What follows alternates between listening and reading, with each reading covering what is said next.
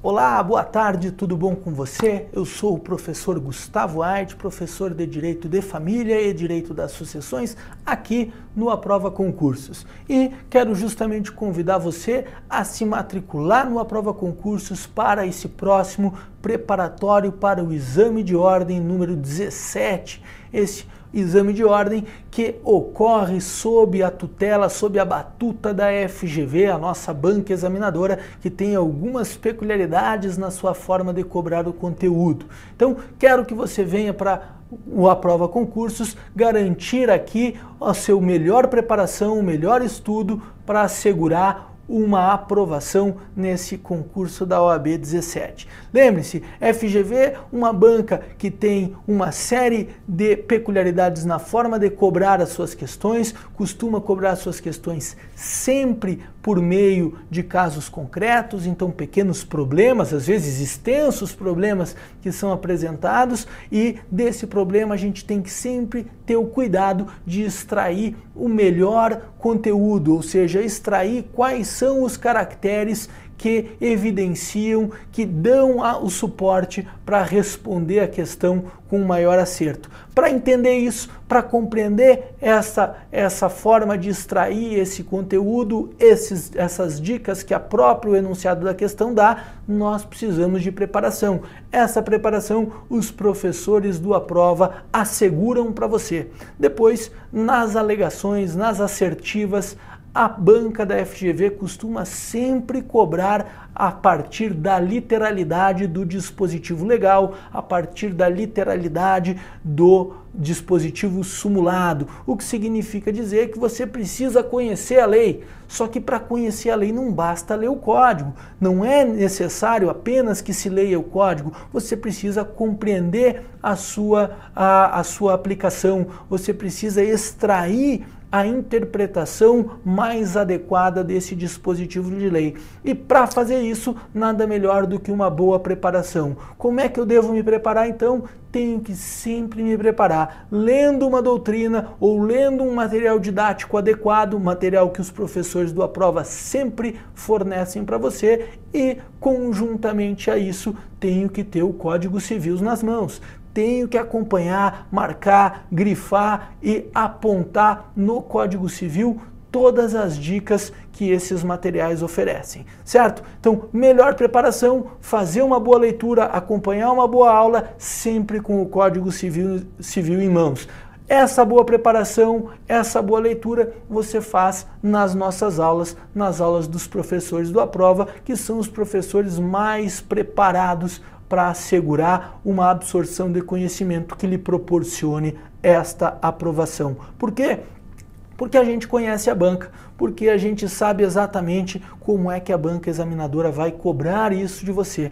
A gente sabe exatamente quais são os assuntos mais cobrados, os assuntos mais corriqueiros e mais a forma com a qual esses assuntos são tratados. Então, se você pegar direito de família, você tem que sempre estudar esses novos modelos familiares, porque, sobretudo depois da emenda 66 de 2010, que alterou a Constituição Federal no seu artigo 206, havia a previsão, ou já há a previsão constitucional de formação familiar, não apenas por via do matrimônio. Nós temos outros vínculos conjugais também admitidos no nosso ordenamento jurídico. Temos que nos preocupar com isso. Em matéria de casamento, temos sempre que se preocupar com o procedimento do casamento. A FGV é extremamente legalista, ela dá o caso concreto, mas cobra de acordo com a lei.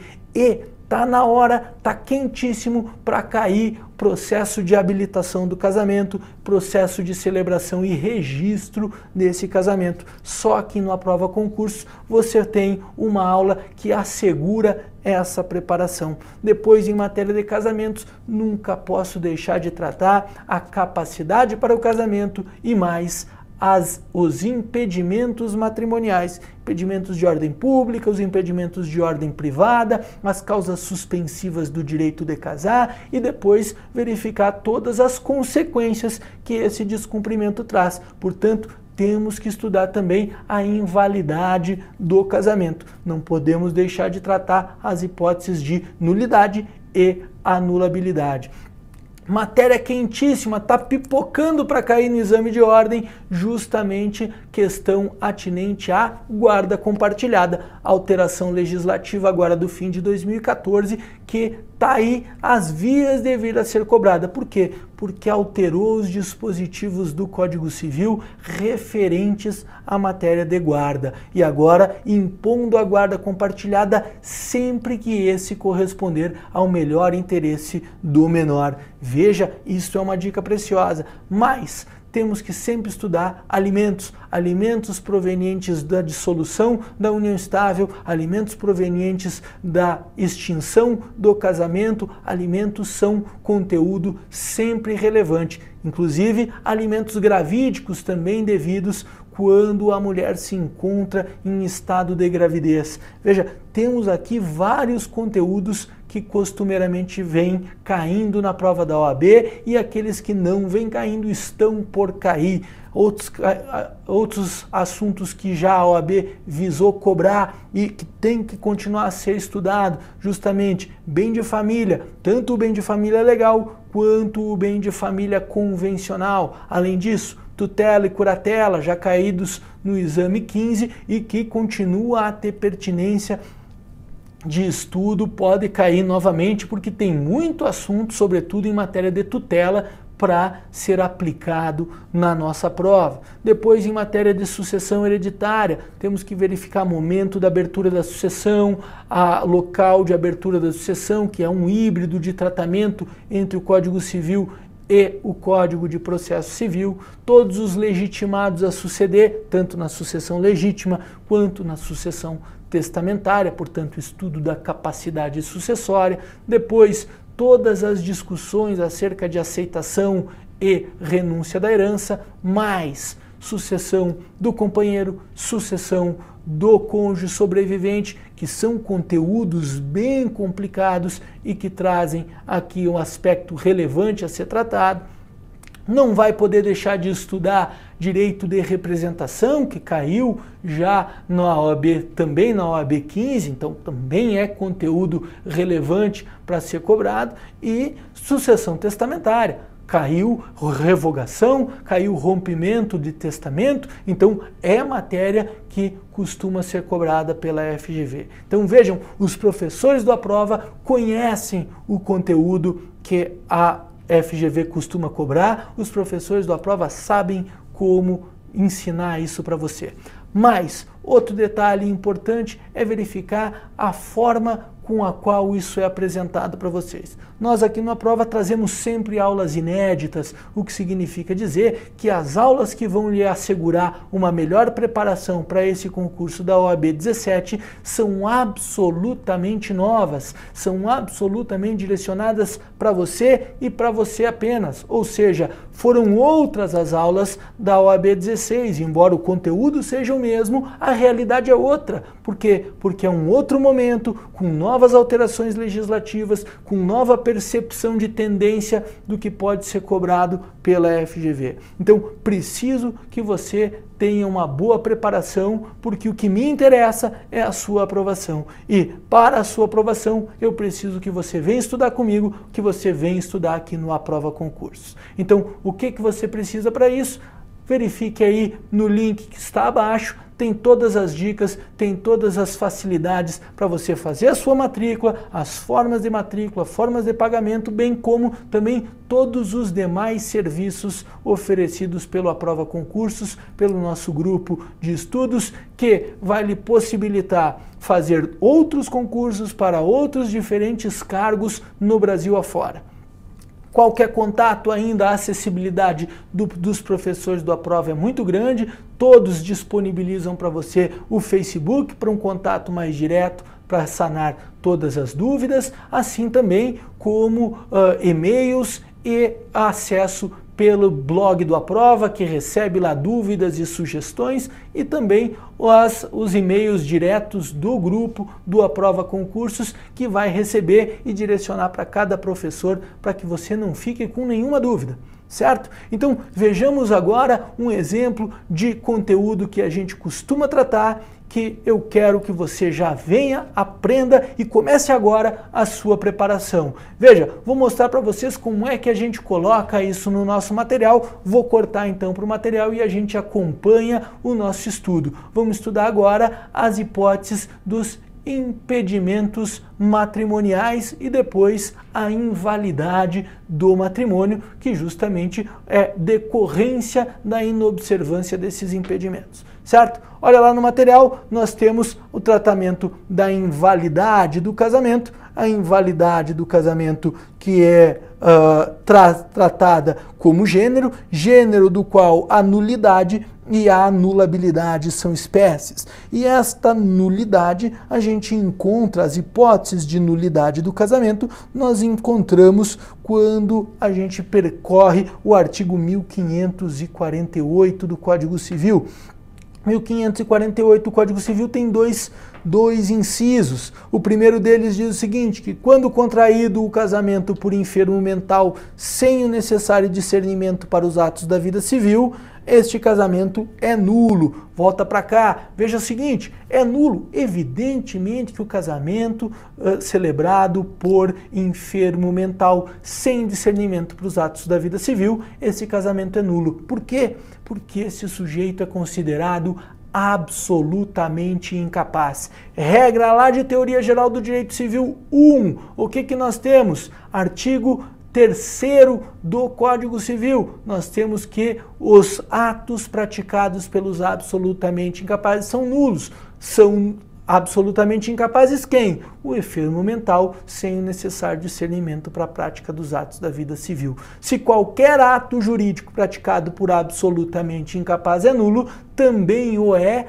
o casamento celebrado por absolutamente incapaz, certo? Temos que levar isso em consideração. Voltamos lá, tem mais uma hipótese de nulidade, a hipótese que está contida no artigo 1521, ou seja, quando o casamento é contraído infringindo os impedimentos contidos no artigo 1521, nós temos esse casamento como nulo. Quais são os impedimentos do artigo 1521? Esses impedimentos são os chamados impedimentos de ordem pública, aqueles que interessam a toda a coletividade. São 7 esses impedimentos. Esse é um dos poucos dispositivos de lei que eu sempre peço aos meus alunos: deem uma lida cuidadosa, não pode deixar de memorizar o 1521, bem como o 1523 e o 1550 do Código Civil. Isso em matéria de direito de família.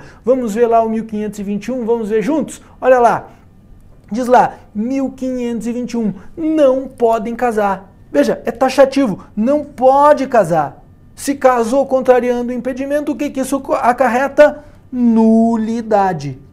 Nulidade. Pode botar no seu Código Civil, casou contrariando as hipóteses do 1521, casamento é nulo de pleno direito. Quem não pode casar? Os ascendentes com os descendentes, seja o parentesco natural ou civil. Parentesco natural, parentesco de via consanguínea. Parentesco civil, aquele parentesco por casamento, por união, o parentesco mediante casamento, parentesco por união estável e o casamento ou o parentesco por adoção. Também não podem casar os afins em linha reta, ou seja, aqueles com quem eu já tinha ou já contrair relação de afinidade por conta de um primeiro casamento, esses ou com esses também não se pode contrair matrimônio. Terceiro, o adotante com quem foi cônjuge do adotado e o adotado com quem o foi do adotante. Isso para preservar as relações jurídicas familiares e evitar os incestos. Portanto, não pode o adotante casar com quem foi cônjuge do adotado e vice-versa. Quarto, os irmãos unilaterais ou bilaterais e os demais colaterais até terceiro grau não podem casar entre si. Quem são os irmãos unilaterais? Aqueles que são irmãos somente ou por parte de pai ou então por parte de mãe. Já os bilaterais correspondem aos irmãos que são irmãos tanto por parte de pai ou por parte de mãe. Ah, mas e os adotados, Gustavo? Bom, em relação aos adotados, vai depender de quem promoveu a adoção. Se essa adoção for unilateral, então ele vai ser irmão unilateral. Se a adoção for bilateral, ou seja, uma adoção tanto pelo pai quanto pela mãe, então nós estaremos diante de um irmão bilateral. E os colaterais não podem casar entre si até terceiro grau, inclusive, ou seja, eu não posso casar com o meu tio, eu não posso casar com o sobrinho. Por quê? Porque sobrinho e tio são colaterais de terceiro grau. Como é que eu conto o grau de colateralidade, Gustavo? Vai lá, você tem que sempre buscar o ascendente comum entre os dois sujeitos. Entre eu e o meu irmão, quem é o ascendente comum? Nosso pai. Então, 1 grau da minha pessoa para a pessoa do meu pai, 2º grau da pessoa do meu pai para do meu irmão. Irmãos são colaterais de 2º grau. Quem corresponde ao ascendente comum entre eu e o meu tio, o irmão do meu pai? Bom, então esse ascendente comum é o meu avô, que é meu avô e pai do meu tio. Então eu tenho 1 grau até o meu pai, 2º grau até o meu avô e depois do avô para o tio, 3º grau de colateralidade.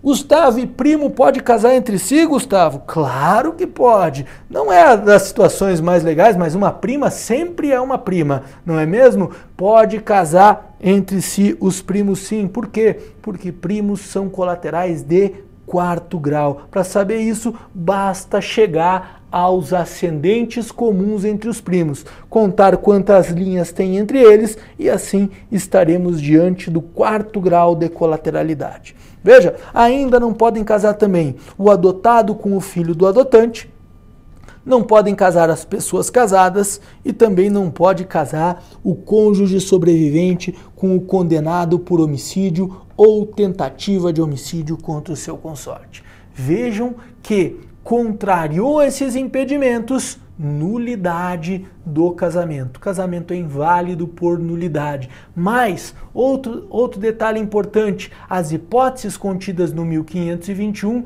correspondem a hipóteses de interesse público. Toda a coletividade tem interesse de que o casamento não aconteça. Por essa razão, esses impedimentos podem ser arguidos até o momento da celebração do casamento com base no 1522. Vamos acompanhar juntos? Veja lá no material. Olha, os impedimentos podem ser opostos até o momento da celebração do casamento por qualquer pessoa capaz. Beleza, fácil, tranquilo, mas tem uma série de disposições que o código não diz. Esses impedimentos que podem ser opostos até o momento da celebração do casamento têm que ser opostos por escrito, datados e assinados pelo interessado. E mais, além disso, esse interessado tem que colocar nesse escrito qual é o impedimento que ele identifica para que não se celebre esse casamento e mais, tem que demonstrar as provas da existência do impedimento ou minimamente indicar onde essas provas podem ser buscadas, certo? Então daí nós estamos diante da arguição dos impedimentos de ordem pública. Além disso, nós temos também que tratar um outro aspecto da invalidade matrimonial, a invalidade que corresponde à anulabilidade desse casamento. Então, existem uma série de hipóteses que conduzem à anulabilidade do casamento, ou seja, não correspondem a requisitos essenciais de validade, mas ainda assim geram a anulabilidade do casamento. São as hipóteses contidas no artigo 1550 do Código Civil. Vamos acompanhar juntos. Diz lá: casamento anulável, segundo o artigo 1550, ele é anulável por defeito de idade, nos casos dos menores de 16 anos. Veja, casamento é admitido no Brasil a partir dos 16 anos ou, excepcionalmente, a partir dos 14, em caso de gravidez da noiva. Também é anulável o casamento por falta de autorização do representante legal, para aqueles que precisam de autorização do representante para casar, que é o caso dos menores entre 16 e 18 anos. Eles precisam de autorização do representante legal ou de ambos os pais para celebrarem o casamento. Na falta dessa autorização, o casamento é anulável. Também é anulável o casamento por erro essencial sobre a pessoa do outro cônjuge. O sujeito achou que estava casando com o Joãozinho, mas na verdade João era Maria e mudou. Então há um erro essencial que torna insustentável a vida em comum. Estamos diante aí de um casamento anulável. Também é anulável o casamento por vício da vontade, determinado pela coação. Então, se alguém é coagido a casar, esse casamento se torna anulável. Também é anulável o casamento por incapacidade de manifestação do consentimento, sujeito que momentaneamente está incapaz de prestar um consentimento definitivo, certeiro. Também é anulável o casamento quando realizado por mandatário, se já estiver revogado o mandato. Sempre lembrando, casamento por mandato, ele é admissível desde que o mandato seja feito por escritura pública e com poderes especiais para representar em casamento. Lembrando ainda que este mandato, para este fim especial, ele tem vigência máxima de no máximo 90 dias. Então, casamento que é celebrado por mandato revogado, este casamento ele é anulável. E também é anulável quando celebrado por autoridade incompetente, ou seja, alguém que não tinha investidura pública para celebrar o casamento e ainda assim o fez. Então vejam o seguinte, gente, as hipóteses de anulabilidade do casamento correspondem a transgressão de impedimentos matrimoniais, mas impedimentos de ordem particular. Todos esses impedimentos podem ser superados. Veja, a quem interessa a arguição dessa anulabilidade? Neste caso, não há um interesse público evidente, há apenas um interesse dos envolvidos nesse matrimônio, no máximo extensível aos pais ou representante legal de cada um dos noivos. De modo aqui, por exemplo, casei com João, mas na verdade João anteriormente a uma operação de mudança de sexo era Joana. Veja, não quero casar com João, quero casar com a Joana. Então casei com o João achando que ele era João, mas era Joana. Eu tenho aqui uma situação que pode considerar um erro essencial que inviabilize a vida em comum do casal. Mas, se não inviabilizar a vida em comum, ou seja, se para os cônjuges estiver tudo certo, para quem interessa essa anulação? Não interessa a ninguém. Então esse casamento é meramente anulável, é superável esses impedimentos. O que significa dizer que esse casamento pode ser validado se para os cônjuges prejudicados não houver tanto prejuízo assim, se para eles estiver tudo bem. Então temos que levar isso em consideração. Vejam, trata-se aqui de hipóteses que podem gerar a invalidade do casamento. Outro detalhe importante é que existem outros impedimentos matrimoniais chamados no nosso ordenamento jurídico de causas suspensivas do direito de casar. São as hipóteses contidas no artigo 1523, que a inobservância delas não gera a invalidade do casamento, mas vai condicionar patrimonialmente esse casamento. Vamos verificar? Então vamos lá para o artigo 1523 e vamos analisar juntos. Diz o 1523, não devem casar. Veja que o verbo é bem diferente do 1521, que é não podem casar. Aqui é não devem. Trata-se de uma recomendação. Uma recomendação da ordem jurídica e não uma imposição. Nossa, que letra, Gustavo, melhor isso aí. Então vamos lá, recomendação, não melhorou muito, mas pelo menos ficou mais legível. Diz lá, não devem casar o viúvo ou a viúva que tiver filho do cônjuge falecido, enquanto não fizer o inventário dos bens do casal e der partilha aos herdeiros. Veja, qual o objetivo dessa recomendação? O objetivo é proteger patrimonialmente esses filhos que ainda não tiveram o seu direito hereditário resguardado.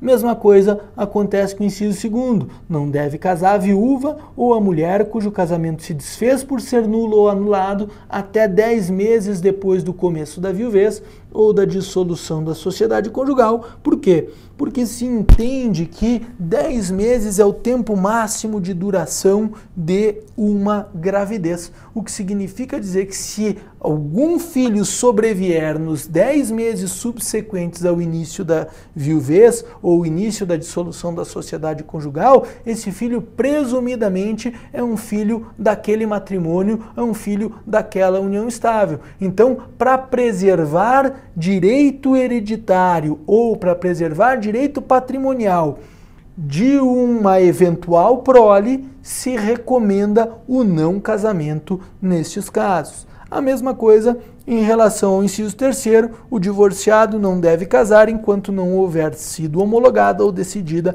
a partilha dos bens do casal. Por quê? Para proteger patrimonialmente o anterior casamento. Assiste direitos patrimoniais provenientes do anterior casamento para que não haja uma confusão patrimonial. Então se recomenda que só se realize um novo casamento depois de decidida a partilha dos bens do casal.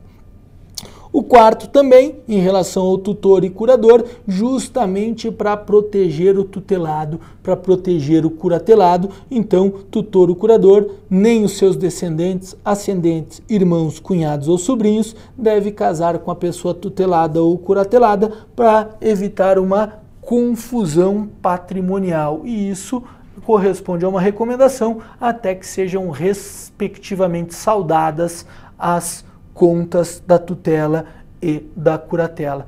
Casou contrariando as hipóteses do 1523, consequência, isso gera o regime de separação obrigatória de bens. Contrariou a hipótese do 1523, regime de separação obrigatória de bens. Casamento é válido, mas condiciona patrimonialmente esse casamento. Para escapar desse regime de separação obrigatória de bens, tem jeito, Gustavo?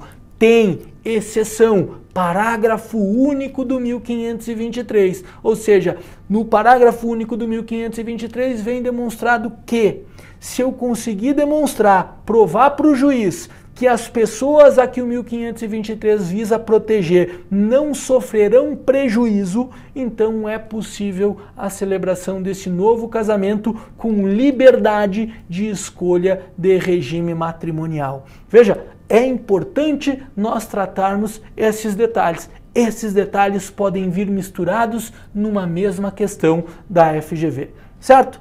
Quer saber mais? Acompanha a prova concursos pelo link que embaixo da nossa tela está aí oportunizado. Você vai ver todas as condições para fazer as matrículas no nosso curso e também vai verificar que existem outros tantos cursos a serem oferecidos e garantindo assim a sua melhor preparação para esse próximo exame da OAB Unificado número 17, certo? Abraço então, bons estudos e conte conosco para a sua aprovação. Abraço!